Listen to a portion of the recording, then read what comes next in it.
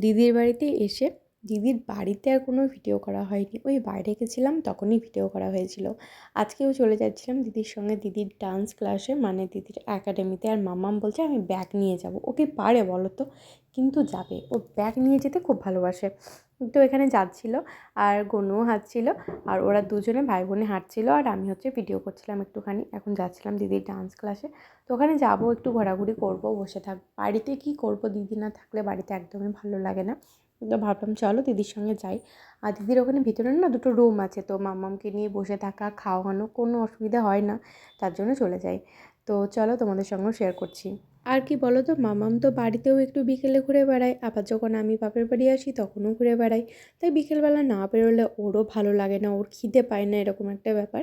তাই ওকে মাঝে মাঝে আমি একটু বাইরে বেরিয়ে নিয়ে আসতে ভালোবাসি। তো ভাবলাম চলো দিদি যখন যাচ্ছে দিদির সঙ্গে ঘুরে নিই। তো আজকে হচ্ছে দিদির কোনো ডান্স।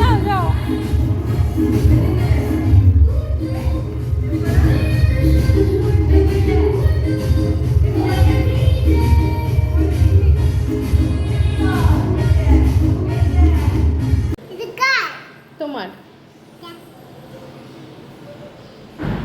কে দিয়েছে তোমাকে এটা? মামুম। দিদির এখানে না এক কৌটো ললিপপ থাকে, বাচ্চাগুলোকে দেওয়া হয়, ওটা দেখে মাম্মাম চেয়ে ফেলেছে।